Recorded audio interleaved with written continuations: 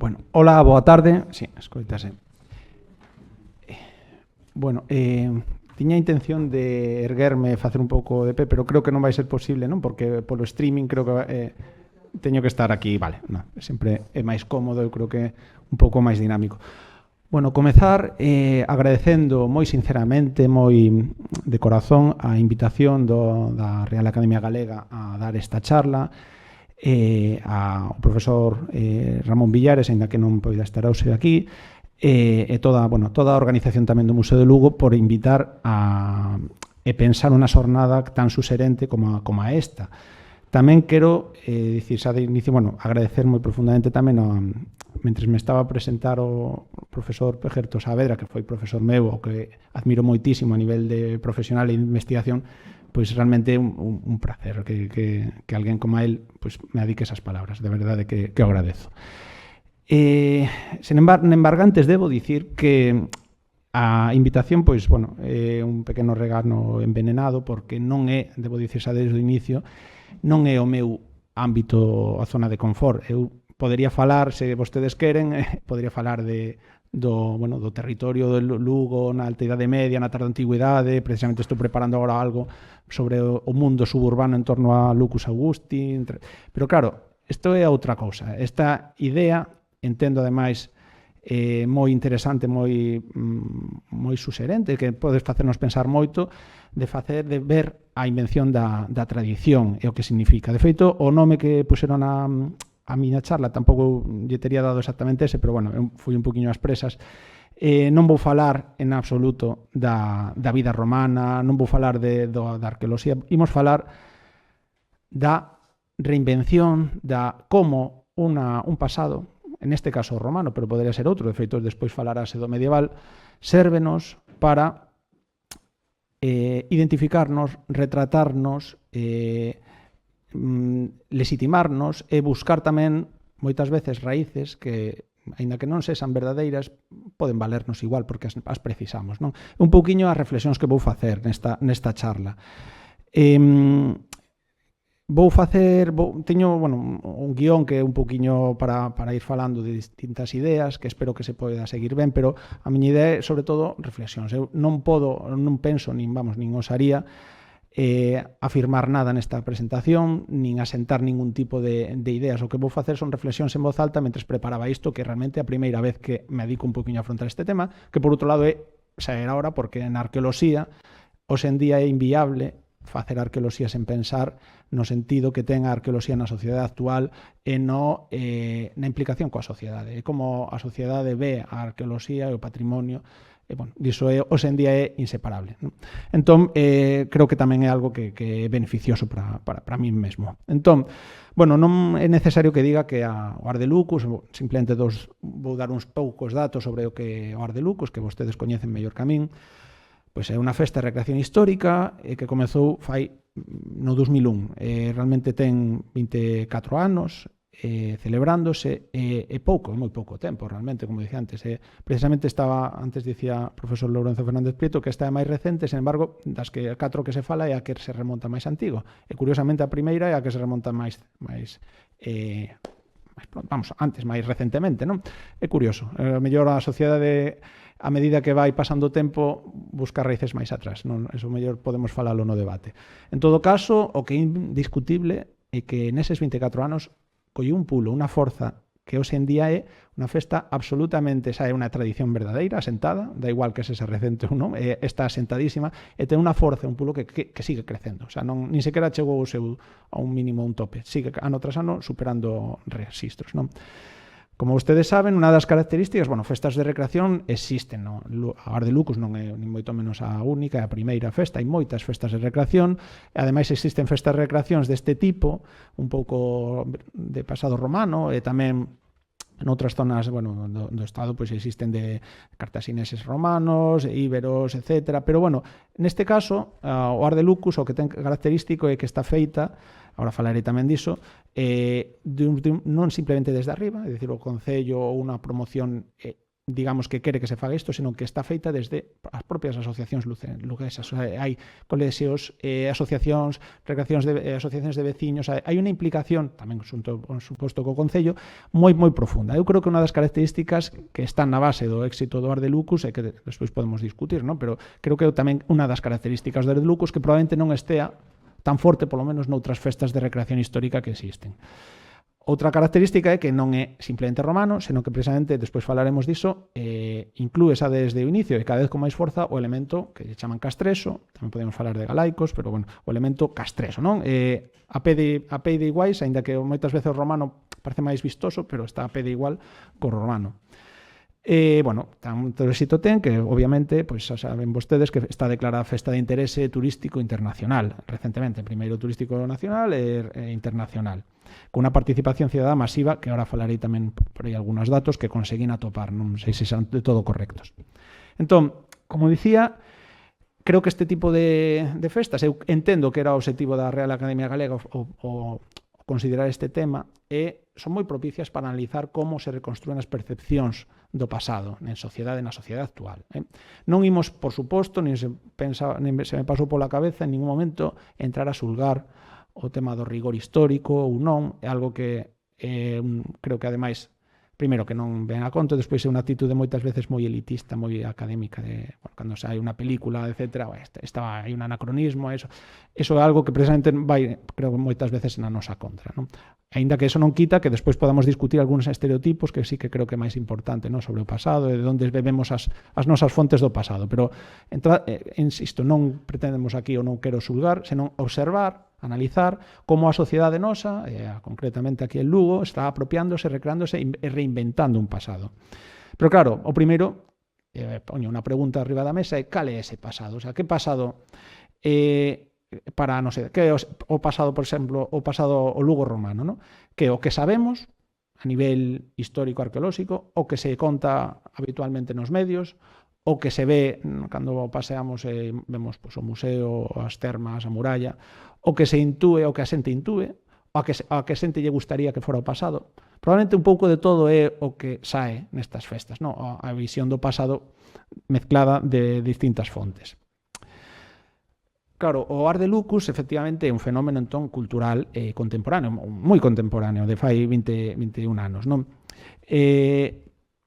Aínda que a orixe, obviamente, estivo por parte do Concello para revitalizar o centro histórico, ademais coincidiu foi o ano seguinte, se non me equivoco, da declaración da muralla como Patrimonio da Humanidade pola UNESCO. Creo que unha das cousas que precisamente explica o éxito do Ars de Lucus, podemos debatilo, o mellor non é esa, pero creo que unha das claves é precisamente que a propia cidade convertese nun escenario vivo, a muralla, os monumentos, todo o entorno, o perímetro urbano de Lugo é un escenario vivo da festa, non é simplemente un suxeito pasivo, non? Bueno, o que dicía antes dos datos, estive a buscar un pouquiño do último ano, no 2024, creo que distribuíronse 3.000 programas en inglés, 12.000 en castelán, 15.000 en galego. Cada vez chega máis xente fora de Galicia, xa non é unha festa únicamente de Lugo, da contorna, e que realmente está chegando moita xente atraída por esta festa. A ocupación hosteleira no ano pasado ocupou o 100%, e, bueno, calcúlase, según puiden ler, máis de 200.000 persoas. E unha cousa que hoxe en día é fundamental é tamén a participación digital, que tamén é outro dos factores de éxito, non? Según poden atopar, pois máis de 50.000 seguidores en redes, 850.000 impactos das publicacións relativas ao Ars de Lucus e máis de 1 millón de visualizacións de vídeos, agora isto que se chama Reels, relativos tamén ao Ars de Lucus, non? Entón, como dicía, non é un caso único, existen outras festas deste tipo, pero realmente o que sí é un caso único, ou polo menos dos primeirísimos con máis forte e máis excepcionais, é a forza que está collendo en pouco tempo e cada vez máis. Ten unha festa dunha forza moi profunda a nivel social. Ahora paso a pensar un pouco en voz alta. Por que ten tanto éxito o Ars de Lucus en Lugo? Por que? Eu creo que obviamente son moitas causas, non me atrevo a dicilas, e haberá xente máis preparada que a min para pensaras, pero eu creo que aparte, por suposto, da promoción, dunha boa organización, das redes sociais, que efectivamente cada vez funcionan máis nisto, dos beneficios económicos que fan que tamén moitos sectores impliquen, porque creen que tamén é necesario e pode ser rentable, pero sobre todo, eu creo que o que el Lugo, por que triunfou el Lugo esta festa é porque había un nicho e unha demanda social, aínda que fora inconsciente, sobre a inicios do século XXI, para ter unha festa e unha legitimación e unha forza cidadá identitaria que non existía. Eu creo que o Ars de Lucus cubriu, non sei de forma voluntaria, consciente ou inconsciente, ese nicho, esa necesidade que existía en Lugo. Esa demanda, pensando un pouco tamén, creo que basease en dous pilares, non? Unha por a necesidade que é común en toda no mundo contemporáneo, no mundo de hoxendía, polo menos no occidental, de referentes de identidade nun contexto de fortísimos transformacións que estamos a vivir cada vez máis rápido, non? Pero tamén, tirando un pouco para o tema do patrimonio, dos estudios de arqueoloxía e patrimonio, creo que tamén existe, é innegable, un crecemento da conciencia social sobre o patrimonio. O Ars de Lucus sería impensable fai 50 anos, creo. O sea, que alguén se disfrazara de romano, que todas as cidades se disfrazara de romanos nos anos 70, eu creo que sería impensable, non? É impensable. E hoxe en día é algo que é demandadísimo. Hai esa conciencia cidadá sobre o pasado, igual que despois falamos das ferias medievais, o sea, hai unha demanda, igual que cada vez temos máis en crise a idea de que os estudios de humanidades podan valer para algo, a mesmo que sucede iso, estamos asistindo a unha demanda moi grande por parte da sociedade de un pasado, de coñecer o pasado, de vivilo, é unha cousa que ademais creo que os que traballamos en humanidades, en arqueoloxía ou patrimonio ou en arte, debemos precisamente aproveitalo, ir da man dese movimento.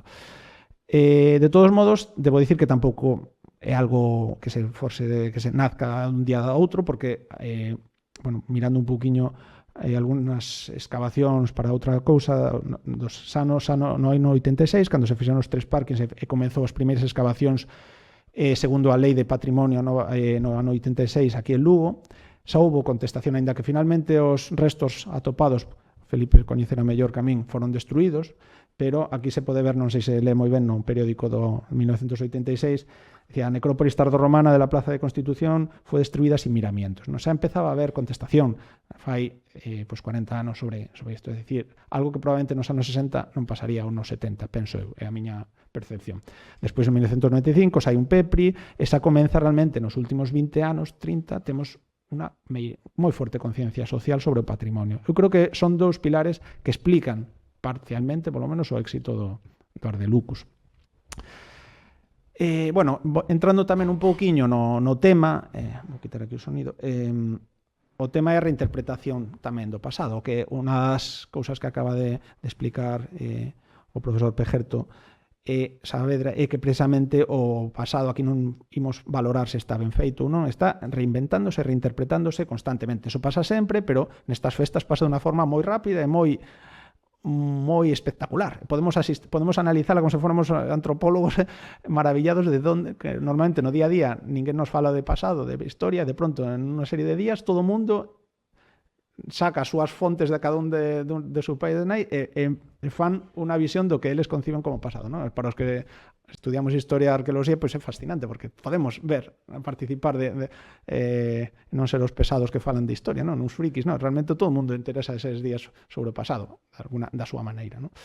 Entón, obviamente, como dicía, non me importa aquí a fidelidade histórica, pero sí que quero meter unha cuña, do pouco que tampouco son especialista en recreacións históricas, pero sí que sei, tenme dito moita xente, que o presidente está moi ben asesorados e creo que unha das festas con maior rigor, porque, entre outras persoas, Aurelia sabe, tamén Enrique Alcorta, que acaba de xubilarse como arqueólogo deste museo, que é un grandísimo especialista no Lugo romano, asesorou a moitas destas recreacións, é dicir, están feitas con moito rigor, non é... Obviamente ten licencias, hainas, e agora falaremos delas algunas, pero é dos festas que probablemente están feitas con máis rigor, sobre todo eu creo pola parte romana, o mellor pola Castres hai un poquinho máis de inventiva, non? Tamén porque coñecemos menos. Sí, ainda así, obviamente hai licencias como os cornos para beber, que non sei onde saiu a idea, pero todo o mundo encanta ya de beber dos cornos, os nomes de grupos derivados de mitoloxía. Non, pero insisto, isto non é unha crítica, pareceme fantástico, é unha invención constante, non? Derivados de mitoloxía que non é de aquí, da Galia, de nórdica, etc. Calquera cousa é benvida, non? Nesta mezcla. Pero, unha cousa que sí creo que como historiadores e arqueólogos sí debemos poñer arriba da mesa é realmente de onde bebe as nosas fontes, porque eso sí que é algo que é un discurso hexemónico e que debemos un poquinho discutir. De onde saen as fontes para que a nosa sociedade actual reinvente o pasado romano, non? Eu creo que no imaginario colectivo temos todos ideas de idealización do pasado, moitas veces moi románticas, cun tempo glorioso, outras veces como nostalgia, orgullo local e identidade. Pero moitas veces estas ideas que estamos asumindo, por exemplo, no Ar de Lucus, veñen debemos sabelo, de autores clásicos. As poucas fontes que temos realmente escritas para a época romana pues son de autores que non eran precisamente objetivos, están falando, eran motivacións políticas ao servizo de Roma, moi etnocéntricas, ademais, que consideraban os bárbaros con unha serie de tópicos, que se comían bellotas, que aínda que no mundo académico sábese que son visións que non son reais ou non son objetivas e que responden a tópicos, permean moito no que chega á sociedade. Entón, moitas das ideas que estamos asumindo para recrear o Lugo romano veñen de aí. Ademais, sempre vese o indíxena como un outro que sempre é un pouco antagonista do romano, reproducindo moitas dicotomías que nas investigacións pois sábense que non son así, de barbarie e civilización, primitivismo e modernidade, nativos estranxeiros. E non digo porque isto sexa correcto ou incorrecto, é porque isto pode afectarnos moito tamén a nivel social. A propia forma ao propio Ar de Lucus, non é ninguna crítica, tamén pode reproducir desigualdades, estereotipos, ideas de poder e perpetualos de alguna maneira, vale? Non é... Quero dicir, isto sí que creo que é algo importante, de onde estamos asumindo as ideas que reproducimos cando disfrutamos desta festa, non? Tamén redúcese moito a complexidade do pasado, obviamente, é normal, é inviable facelo de outra maneira, represéntase case sempre élites guerreiras, se pensamos ben, son todos guerreiros, prácticamente. Parece que o único que se facía nesta época é pelexar, prácticamente, cando realmente o 90% do tempo é a subsistencia, labores de mantemento, de subsistencia, o rol tamén das mulleres, dos nenos, hai moitísimas cousas que se esquecen nestas festas, non? Vaise o que parece que de novo, temos unha idea que se nos ven sempre vendada de esas fontes, ¿no? Entre outras, non? É unha historia, pois iso, tradicional que realmente está aínda moi calada na idea, na mentalidade colectiva.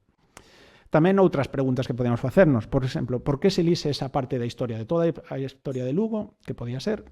Por que se lixe esta? Por que se cree, por exemplo, que mellora a época romana, por exemplo, que a Idade Media, que tamén temos a catedral, temos o papel de Lugo, por exemplo, na Alta Idade Media, etc., ou na plena Idade Media. Por que? Probablemente, isto entendo eu, é máis destacado, pois obviamente que Lugo neste período era a única civitas, a única cidade de Galicia. Despois está, claro, en Galicia, se tomamos Brácara, Augusta, tamén obviamente, pero realmente de todas as cidades galegas, Lugo é a única que é unha cidade, aínda que Tui fora moi grande, non tiña condición de civitas, non? Eu creo que hai unha razón, bueno, pues a mentalidade de imos coller esta parte, non noutra. Pero tamén, se miramos o mundo romano, pois o mundo romano son polo menos 5 séculos aquí no noroeste. 5 séculos é moitísimo tempo. Tendemos a coller sempre o Alto Imperial, que parecenos moi esplendoroso, cando realmente a meirande parte do rexistro arqueolóxico que temos é tardorromano en Galicia. O sea, realmente hai cousas alto imperiais, hainas, pero a meirande parte, cando se expande realmente a Galicia romana, é nos séculos 3, 4 e 5, realmente, non? E tamén, pois incluso en un mundo que é cristián, é dicir que temos unha asociación de romano, alto imperial, culto aos deuses, etc., César, cando realmente estamos o Augusto, cando estamos falando de restos que os que vemos en Lugo son a muralla do século III, de finales do terceiro, etc. Estamos collendo somente algúns aspectos, non? E tamén esquecemos o que hai fora de Lugo, o sea, estamos sempre con Lugo, pero outro día pues, trouxen uns investigadores franceses especialistas na tarde da antigüedade, estivemos en Bóveda e en Viladonga, estaban absolutamente abrallados da excepcionalidade, da calidade do que temos, ¿no? A nivel arqueolóxico para estes períodos romanos e tardoantigos. E que tamén un pouco pues, esquécese. Pero bueno, é normal, non son, insisto, non son críticas, son un pouco reflexións de por que collemos cousas e outras non. E unha cousa que creo que é interesante, que, bueno, que vostedes seguramente saiban mellor que a min, eu creo que hai unha tendencia, pero non sei, tamén contoume xente de Lugo, que nos últimos anos, bueno, igual que ao inicio había máis xente que se quería disfrazar ou a identificarse cos romanos, cada vez hai máis xente que quere identificarse cos castresos. Isto nos leva un tema moi interesante de que pensamos do romano e do castreso, non? Hai unha asociación moi clara entre o romano e o imperialismo, non? Que a día de hoxe, mentres que o castreso é como o propio de Galicia. Realmente, a nivel histórico, isto non ten sentido, porque precisamente a lingua que falamos é unha das linguas máis cercanas ao latín que temos o galego, e prácticamente as bases da Galicia que temos nos últimos 2000 anos aséntanse neste momento, non? Pero, insisto, hai unha idea que creo que é interesante de por que se identifica a xente. Collín, bueno, ahora non sei se podo sair, senón o conto aquí un momentiño. Collín esta porque vin, no? O Club Deportivo Lugo, que ademais están moi chulas estas camisetas, fiz unhas camisetas inspiradas no Ar de Lucus, non? E di que hai dous motivos. Un son os romanos, que ahora quería ler o texto, pero por non sair da presentación, bueno, unha das cousas que dicía é que o romano era, ahora non me lembro, que inspiración, bueno, non me vai deixar, pensei que se podía. No, bueno, a inspiración na organización ou algo así de imperial, mentres que o castreso recolle o espírito del libre e resistente dos castresos, algo así, non? Esa idea que todavía está aí, aos castresos libertade e resistencia frente ao romano, non?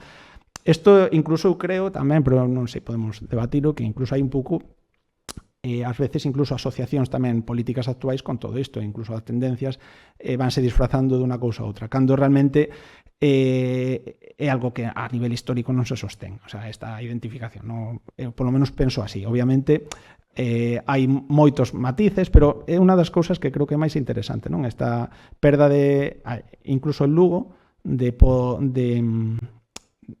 referente do mundo romano como algo negativo, mentres que o castreso si é positivo, non? É unha cousa que é interesante. E, bueno, xa vou rematando, son simplemente, insisto, ideas, non teño un guión moi preparado porque o que quería é falar, reflexionar en voz alta. Como dicía o Ar de Lucus, tamén vale, pois eso, sobre todo, vale para construir identidade e cohesión social. Hai moitísima, como dicía, moitísima participación de distintas asociacións, veciños, centros escolares, comerciantes, de moitas formas, non? Pois a implicación é todo o que leva a preparar o Ar de Lucus, elaborar os traxes, aprender danzas para facerse día, ensaiar os desfiles, talleres artesanais. Nenos, novos, maiores participan xuntos, hai actividades didácticas sobre historia local, e, por suposto, que contribúe ao turismo e a economía local, pero, sobre todo, reforza esa identidade, ese sentimento de pertenza, non? Tamén un pouquiño, xa para ir rematando, creo que tamén é interesante contrapoñer o Ar de Lucus, como dicía, co San Froilán.